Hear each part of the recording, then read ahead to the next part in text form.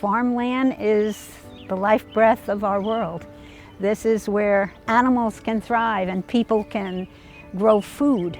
Without farming, a lot of other industries wouldn't even be. There is a great threat to farmland.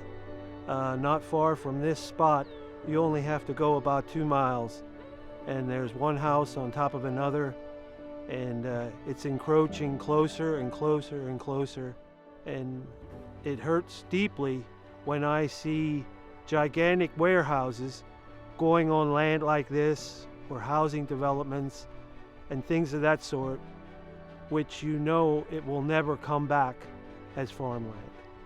Once it is gone, it is gone. Starting in 1989, with the first meeting of the Agricultural Land Preservation Board, we have managed to arrive at 80,000 acres in 35 years? And I think it's a testimony to all of the individuals who've been involved in this. And of course, that is primarily the farmers.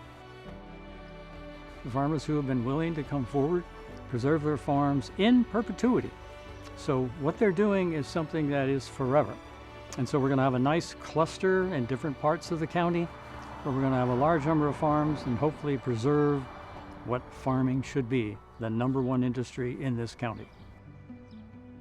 In the 1980s, I think there was a concern for farmland in general, but there was a need to find a way to systematically preserve farms, because one of the goals of the Farmland Preservation Program became the interest in developing clusters of farms in order to preserve the agricultural industry. And we developed a ranking system called the LESA, L-E-S-A. The L-E stands for the land evaluation, which is primarily based on soils. 40% of the score that a farm receives is based on the soils, because that's the foundation of the farm. The other 60% come from, what's happening in the surrounding area. Are there other farms that are preserved? Well, we're going to give a little more credence to a farm that is wanting to preserve that's near a lot of other farms.